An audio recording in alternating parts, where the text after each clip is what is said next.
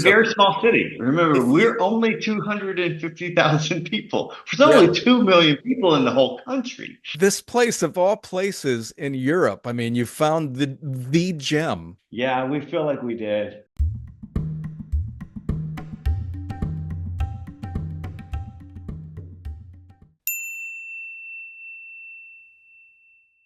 All right, so today we are heading over to the beautiful hidden gem country of Slovenia.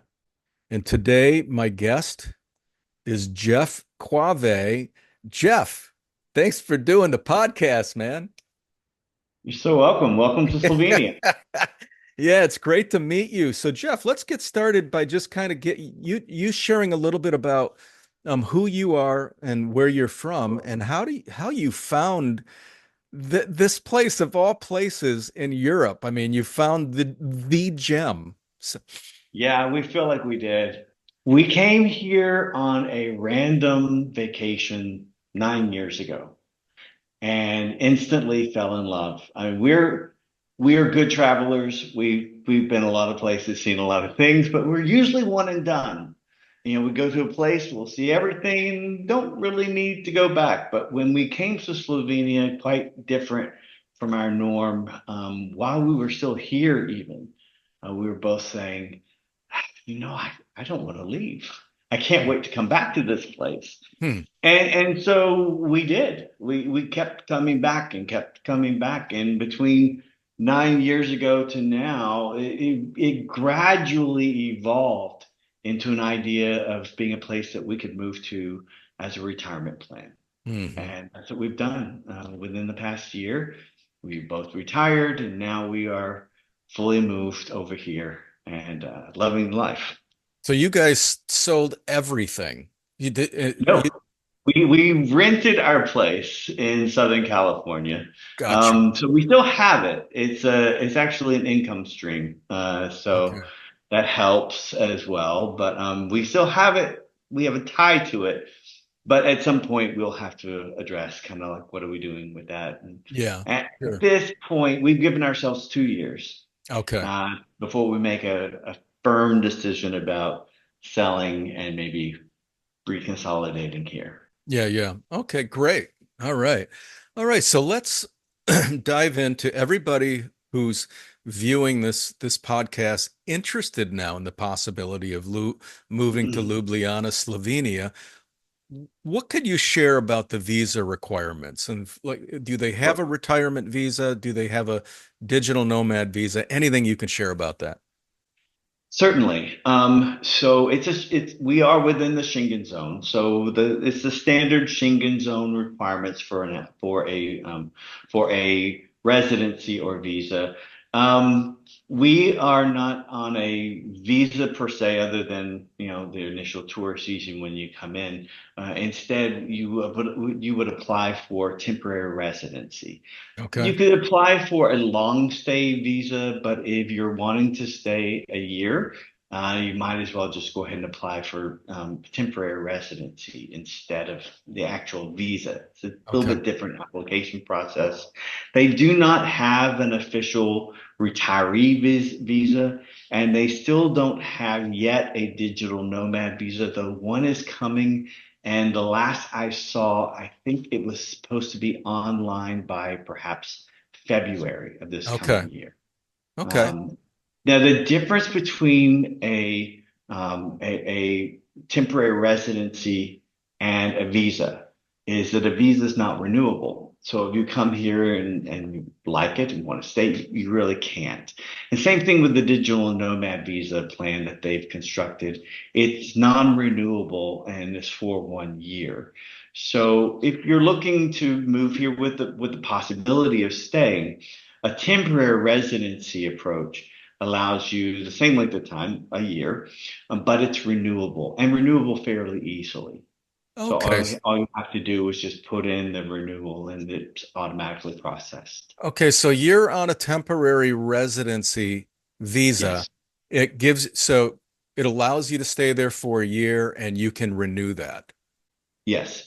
And you can Okay. renew it up to 5 years, at which point it can become permanent residency. Okay. Not required, but it can become permanent residency after 5 years. What are the qualifications? Are there any? Do they look at your income or Yes. okay. So there a lot of the standard requirements that you would see for any other Schengen zone visa. You have to be able to show your identity, so a passport, active passport. Hmm. Um, you have to be able to show that you have adequate finances so that you won't Hmm. become a burden on their local government. And so you have to be able to show bank records for a period of time, usually at least 3 months of bank records, Hmm. and show income of 1.5 times the average Slovenian salary. And that changes every year.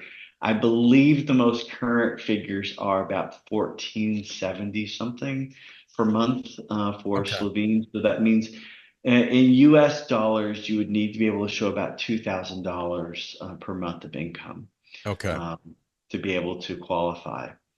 Um, Okay. Beyond the finances, you have to pass a security clearance through the FBI. Yeah. That has to get a pasal stamped and then translated as well. Okay. Um, all these steps take time and some money to accomplish. The application is in Slovenian as well, so that's a challenge if you don't speak the language, because most of us don't. So working with a lawyer for that is very helpful. We definitely did. I'm glad that we did.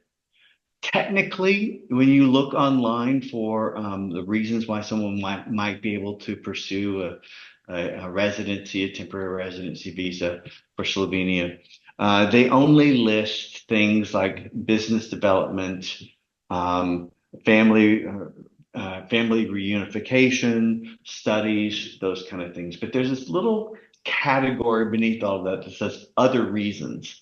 And Hmm. so that encompasses a whole broad array of different reasons why someone might be able to be allowed in.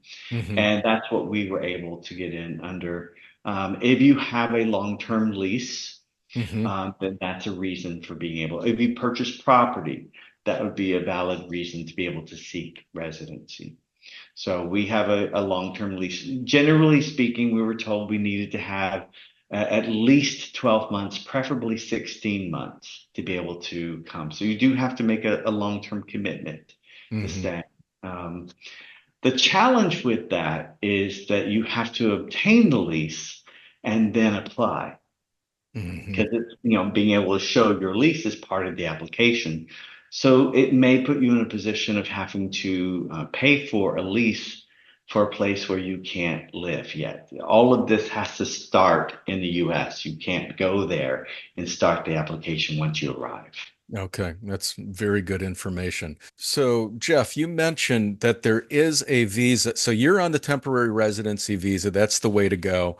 It Yeah. sounds like you got to qualify at approximately 2000 a month, I'm Yes, guessing. you're Okay. So you also mentioned there's a different visa that you cannot renew. Which one was that? Yeah, the long stay visa, which is I think the D form visa, is 1 year, but it's non-renewable. Also, the digital nomad visa. So far, now this thing is not real yet, so it's Yeah. all on paper. But from what we've seen thus far, the digital nomad visa for Slovenia would be a 1 year visa that's not renewable as well. Interesting. All right. Yeah. Well, thanks for that. All right, let's dive into Ljubljana rentals Sure. in this amazingly beautiful city. When you look at the imagery of Ljubljana, you would think, like It's a San jewel Francisco. box. You think it's San It is a Francisco jewel box. It's a prices, little right? European jewel box. It Yeah. it's a it is, and you're thinking like when you look at something so incredibly beautiful, you're going, okay, you're thinking San Francisco prices, right? So what can you find? What It can you can be. I mean, that's the one thing you hear? kind of have to kind of wrap your head around, that Yeah, there's an enormous range, yeah, enormous range. So you can pay as much as you want, literally. yeah. Or the other end of the range is much more doable. So first thing to notice is the size, because size is a significant difference from what you may see in the US.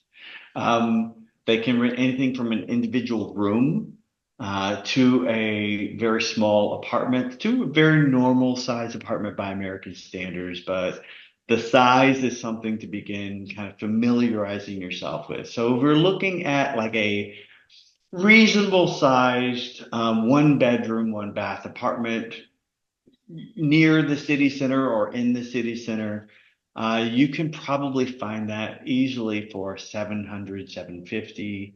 It's Okay. not that awfully difficult to come by. So yeah, that's Yeah. a pretty standard price. Going outside the city, you can drop that by $100, $200 pretty easily. Okay. But if you do that, then you're looking at increased transportation costs. So it all kind of ends up averaging out. Okay. So if people are going, okay, my budget is 500 bucks. So it sounds Yeah. like you could find something on the outskirts of town, but it's very condensed. Ljubljana is very It's condensed. a So very small city. Remember, if you, we're only 250,000 people. There's yeah, only 2 million people in the whole country. could you feasibly walk from the outskirts into the city center and walk back? And how many kilometers or miles would that be Uh, to do you that? could. The bus system is very inexpensive and easy and thorough, so you can really get anywhere by bus.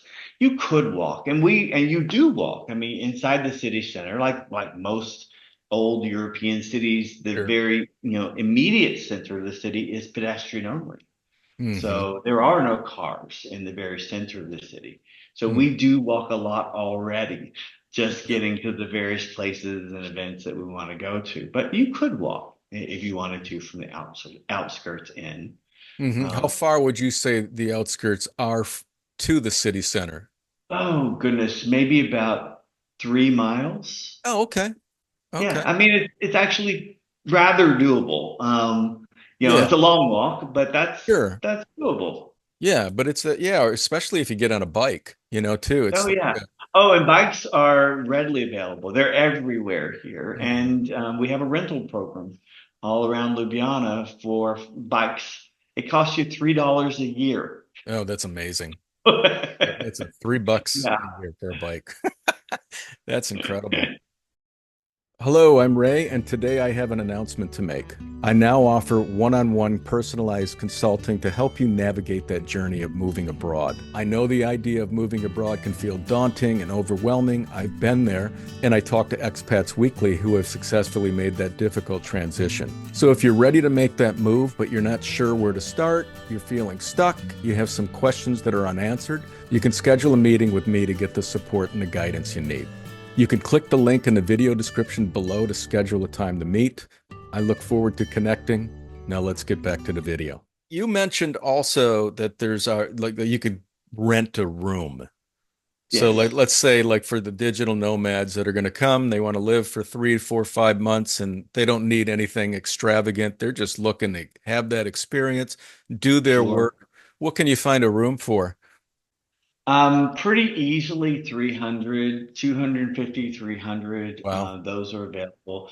Those are frequently for students. In fact, there's a program called Erasmus where Hmm. students come into Slovenia, Ljubljana especially, and Yeah. go to university. So one of the things Slovenia has been quite famous for was their free education system.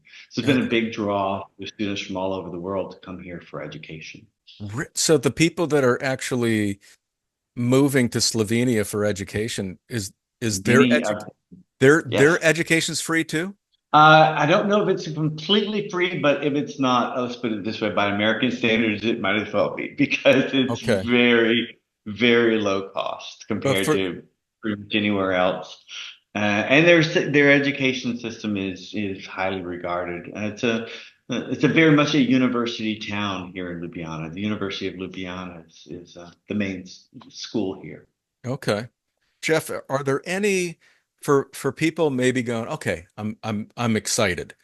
Now I'm really excited. I've seen some imagery. I've heard Jeff talk. This place sounds pretty cool. Are there any sites that you can go to online that specialize in rentals or real estate buys in Ljubljana that Yes. you can recommend? And actually, that's one of the nice parts about it. It's a very easy place to be searching for real estate. There is really one primary real estate site that Okay. you need to look at. It's just where pretty much everything is posted.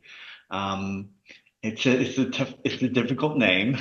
Nepremyshnina Oh, is the name of the company, mhm. but they pretty much hold the almost 100% of the real estate business. So everything is posted on their site. That's very helpful. Okay, so do any of these rentals include utilities? And if not, Some do. what, Some some do. do. Okay. Utilities, oftentimes, I can tell you for our experience, our utilities are all in the name of our landlord. And Okay. so each month we get a bill of everything. Mhm. And that's, water, gas, um, internet, cable. It's all, everything is included, garbage as well. And so we just pay her. And Okay.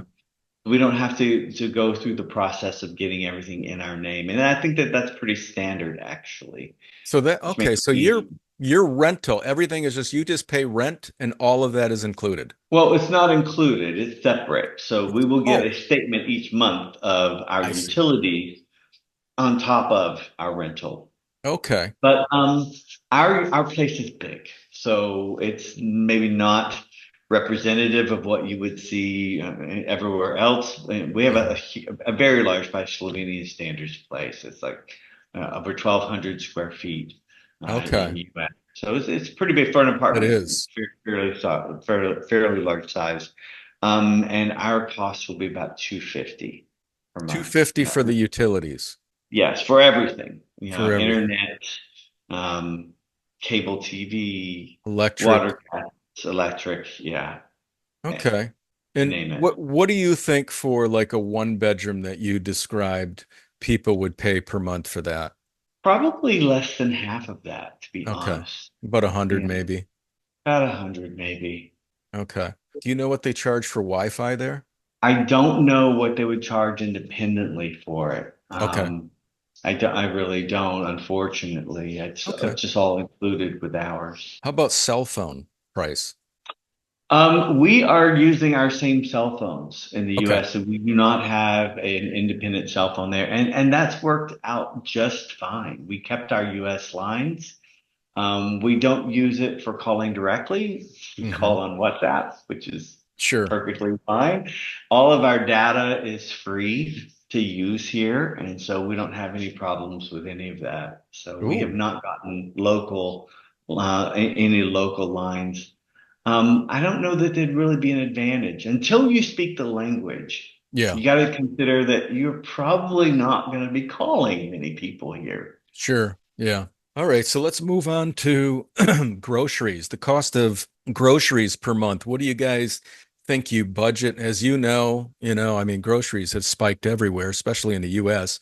Yeah. What do you think you're budgeting monthly over there? Well, first of all, it's again, broad range, very, very broad range. But no matter what that broad range is, it's probably less than what you're paying in the US.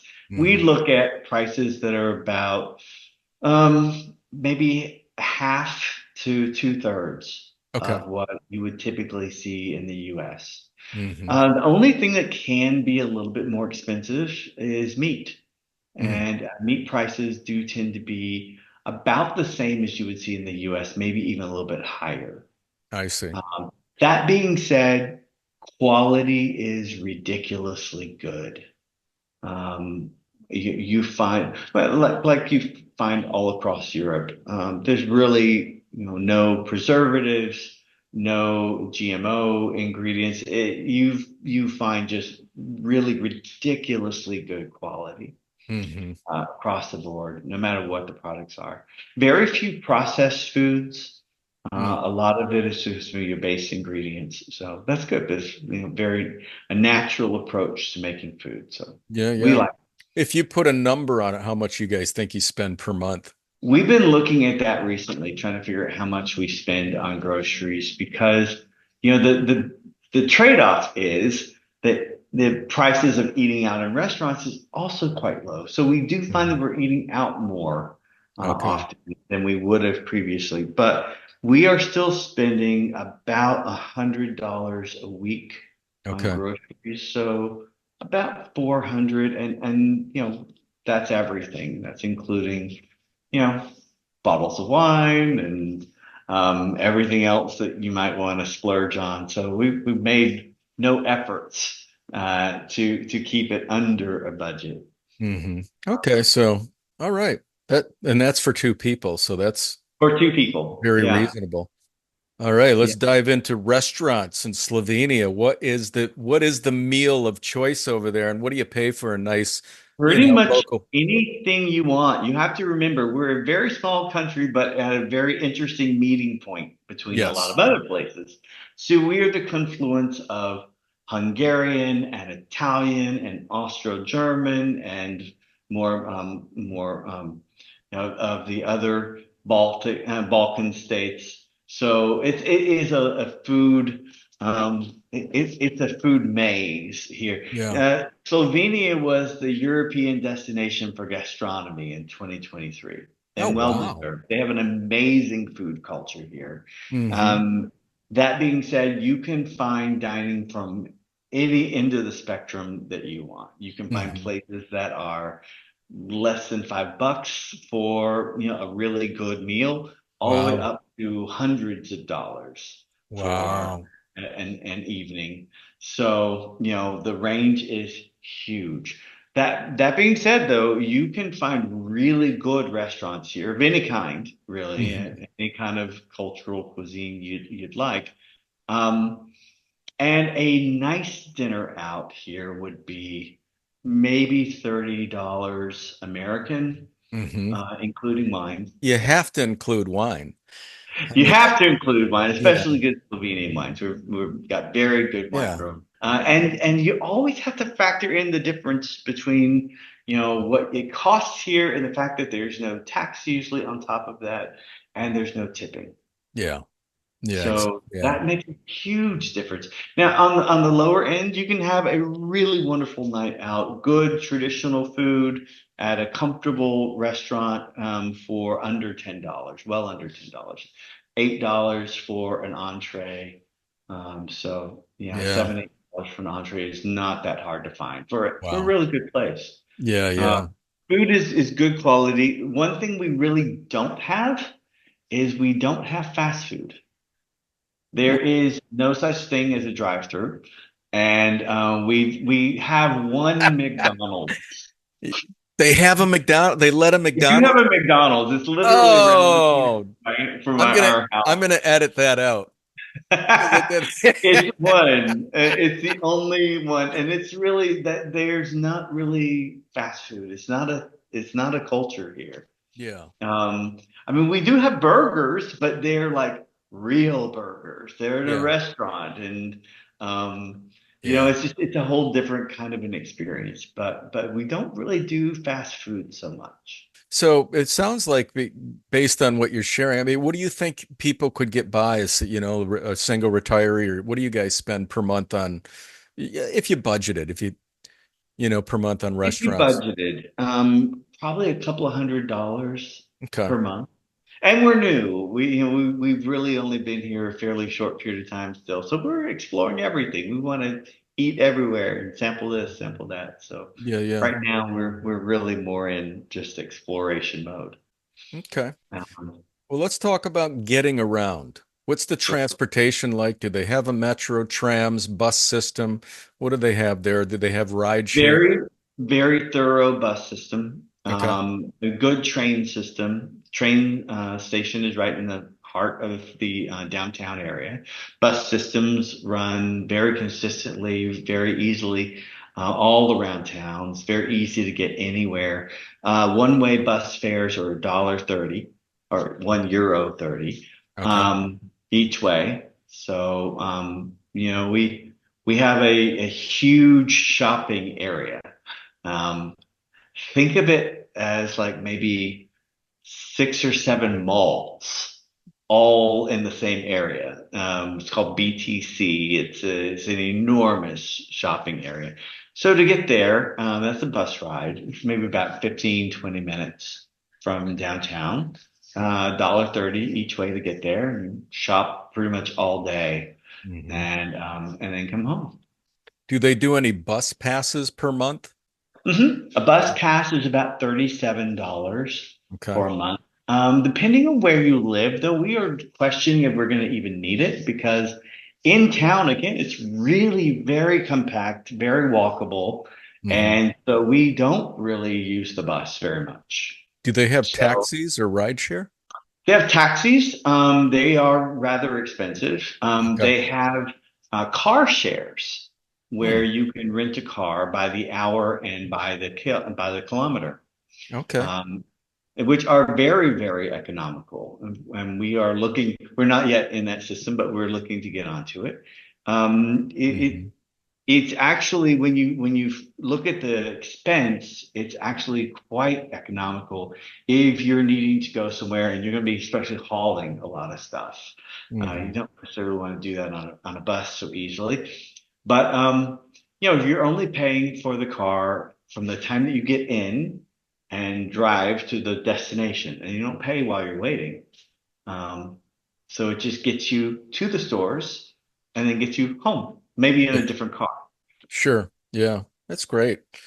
All right. So let's okay, we'll dive into now people that move there, live there, want to know what things to do. What's fun to do there? Well, I mean, we're a capital city, so you got to figure we have all of the cultural events of a regular capital city. We have a national orchestra and philharmonic. We have a ballet. We have the opera.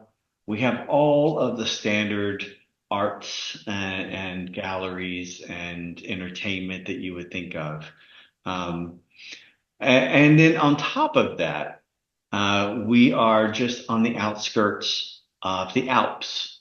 So you can look out your window and you see the mountains and you see the Alps in the distance. And we are about maybe 45 minutes to an hour away from being up in the mountains. Hmm. You go the other direction, we are only about 40 minutes away from the coast. So you can go to the beach for the Hmm. day.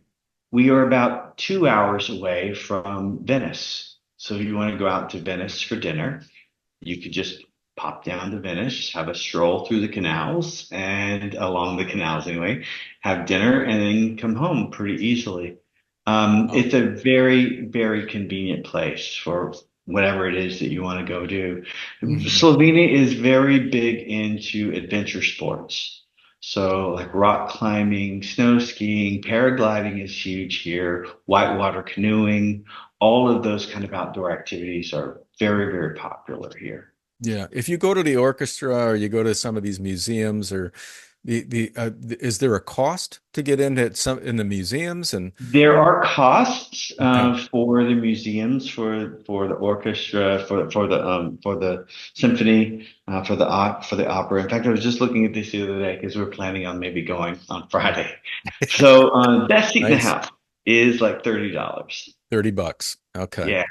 Do you know what Varies the a little bit from one show to the next. I think they have a bit of surge pricing. So some shows they know will be a little bit more popular, better sold. So it goes from like 38 at tops to like 27 for other shows. Best seat in the house. yeah, So is that for both of you or per person? per Okay, person. And then there are, season packages which reduce that even further if you really gotcha. want to go.